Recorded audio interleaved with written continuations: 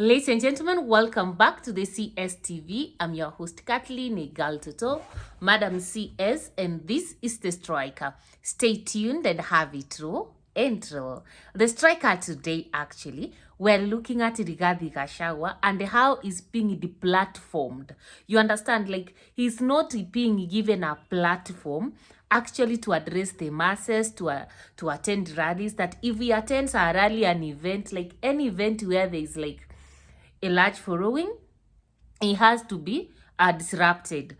Exactly 30 days ago, Rigathi Gachagua was attending a burial somewhere, I think, in Rimuru, and, there was an eruption, there was an attack. His vehicle was attacked, and he called it an attempted assassination on him by the government.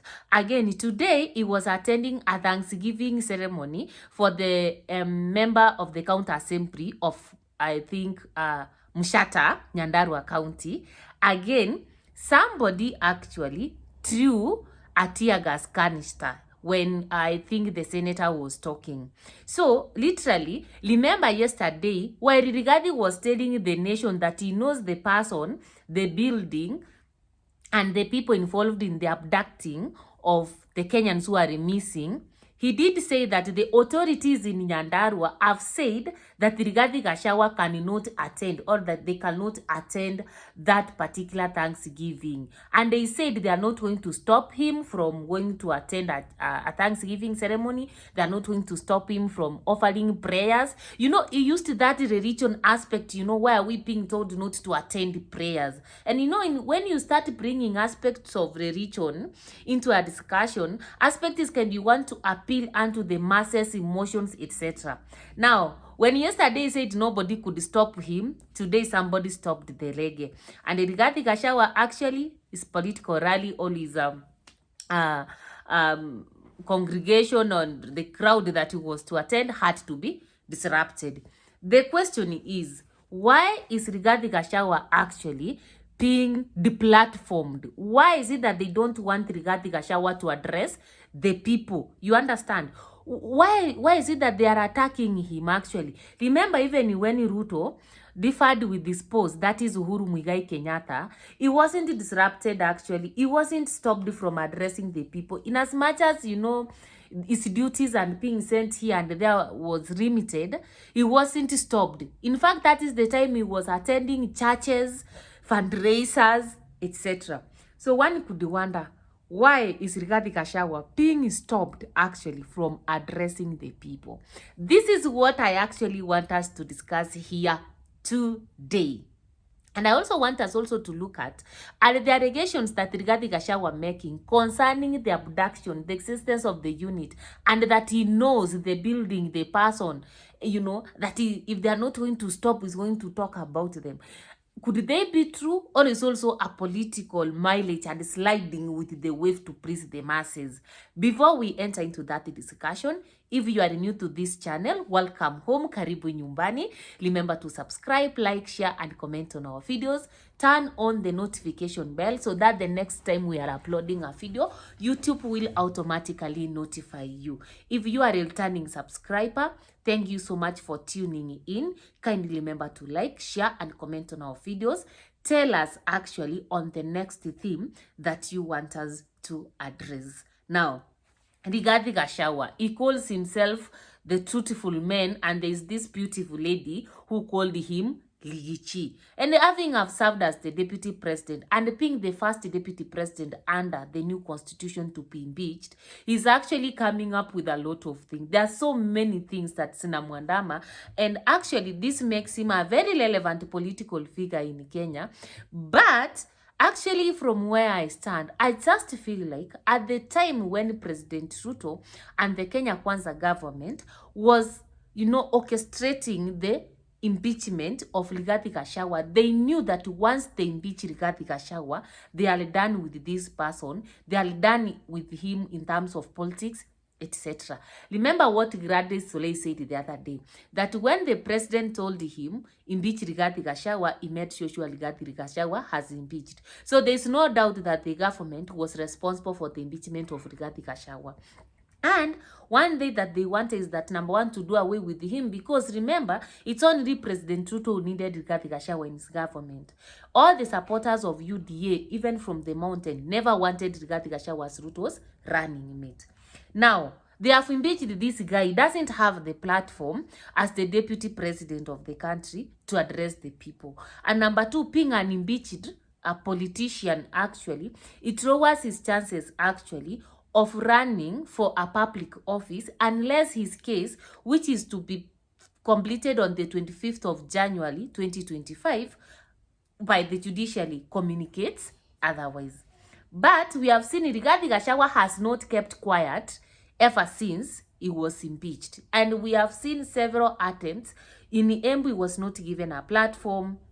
You know, in Murang'a, it was to address people. An eruption happened.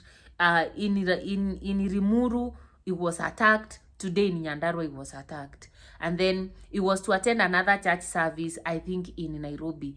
And the members of that particular church were sent a message that actually they should not accept Rigathi Gachagua to attend that function because he is a public traitor. I think something of that nature. Now, in this video, I feel like these are the reasons why Rigathi Gachagua is being deplatformed. Number one, Rigathi Gachagua never keeps quiet. Every time he has to speak, he has to give a certain secret in the government. Remember, number one, each time Rigathi Gachagua has had an opportunity, he has been coming out to tell us what has been happening in the government. He's the one who told Kenyans more about the Adani deal. He came out and told the Kenyan people that actually the social health insurance fund, SHIF, that we are being forced to enter has nothing to do with improving NHIF, but it has to do with the around 10 billion that actually are in that particular program. So, according to him, SHIF has nothing to do with helping the common mwananchi, but somebody wants to use it as a milking cow. So, each time Rigathi Gachagua is talking, he contributes to depopularizing or making UDA and Ruto and the Kenya Kwanza government more unpopular. So that is the first thing, that Rigathi Gachagua is not keeping quiet. The moment he gets a platform, lazima aropokwe, lazima apeane siri, and that thing is not sitting well with the government. Number two, remember, Rigathi Gachagua actually is also using those platforms to gain a political mileage. When President Ruto differed with his post by then, what did he use actually to gain more popularity and have grassroots mobilization? The churches, Thanksgiving places, you know, I don't know, homecoming ceremonies. You know, he used these small opportunities in villages, counties, etc., to gain his popularity. And that is how he gave part to the hustler narrative and the bottom-up approach model that actually steered him forward politically. He was attending churches, prayers, telling people they will not stop us from worshiping God. God is everything. And that is the same narrative Rigathi Gachagua is using. Ruto, having benefited from such platforms, knows that the only platforms Rigathi Gachagua has are those ones. And the moment those platforms sitapenda Rigathi Gachagua, then he can easily dethrone Ruto, whether through supporting somebody or by himself declaring that he wants to run for president. So Ruto doesn't want an opportunity that actually can give Rigathi Gachagua, you know, that direct contact with the people, to speak to the people, because the more he will speak, he will become more popular. And if you realize, Rigathi Gachagua started moving outside the mountain, you know, he has started now opening up his political space. And if you look at that, I don't think that Ruto is going to accept a situation whereby Rigathi Gachagua actually is going to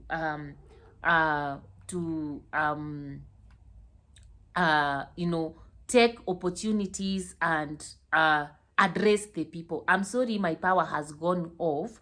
Yeah, but it's coming back. So, number three, it's all about the threats that Rigathi Gachagua is actually giving. When you look at Rigathi Gachagua, actually, each time he has to threaten the government. Yesterday, Rigathi Gachagua threatened the Kenya Kwanza government that if they are not going to stop abductions, then is going to expose them, because he knows the house, he knows the building, the floor number, he knows the people involved, and he was very much categorical that these people are not under the command of the National Police Service. So you see, you cannot threaten the government like that, and then the following day, they allow you to address the people. What if you are going to address the people and tell them, you know what, this dude, this is what he's doing, you know, Rigathi Gachagua has been chairing the committees, the cabinet committees. He's also been he knows a lot about the intelligence of the country. He knows a lot about the Ministry of Interior. He knows what goes on and what does not go on. So, actually, we cannot actually assume that he may not have a need of what is happening. So the fact that he came out to threaten the government, I think the government is trying to demonstrate to him that, you know what, we are in power and you are powerless. We can decide whom you speak to and whom you don't speak to. So that is my fourth reason as to why I feel Rigathi Gachagua is normally attacked. And my next reason, actually, I just feel it could be a way of Rigathi Gachagua seeking for sympathy. You know, yeah, in as much as he's not loved by the government of the day, politics is full of anything. What if it is a sympathy-seeking mission, you know? Because we cannot run away from the fact that it's not being sought for, but we can also not run away from the fact that somebody can orchestrate a disruption such that he can be able to gain public sympathy. You see venye wananifanyia. The same way Ruto was doing it in 2022. Unaona venye wameninyima, I'm being sidelined, all those things. So I also feel it could be a political strategy that is aimed at actually making Rigathi Gachagua more popular. As to whether Rigathi Gachagua is so sure of who is actually abducting the people, I just feel, in as much as he has been chairing the cabinet secretaries meetings, in as much as he is aware of the intelligence of the country, etc., having served as the deputy president, and therefore had access to the presidency and some of the secrets as far as security is concerned, I feel Rigathi Gachagua is just running with the tide. Because there is no way somebody's crying about their missing children, and then you have information of where these people are going, then you come to the camera and tell that you people, if you are not going to stop abductions, I'm going to tell the nation who is doing APCD. What is stopping Rigathi Gachagua from telling the nation who is actually abducting the people? Because if it's about having lawyers, I think he has money. He can hire the best of the lawyers in this country. You understand? So I also feel that he's also trying to learn with the right and make himself more politically relevant instead of keeping quiet. You understand? So I'm not going to say that 100% Rigathi Gachagua is aware of what is happening. Don't be surprised that he even doesn't know he's doing this. But he just wants, to know what, to move with the tide, to threaten, you understand, see what will happen. So those are my opinions actually as to why Rigathi Gachagua is being attacked, and also about his statement that he made yesterday about the abductions. What are your opinions? Let me get them on the comment section below. Kindly remember to subscribe, like, share, and comment on our videos. Remember to use also our thank you section. And more importantly, I kindly request you to join the channel as a contributor, as a member. You can also join through the supers. And if you want our merchandise, soon you will see our Sambo t-shirts, hoods, capes, and shirts in our merchandise section below. So stay hooked and join us. We kindly request for that because that will help us in making more videos. And yeah, see you next time. Ciao, ciao.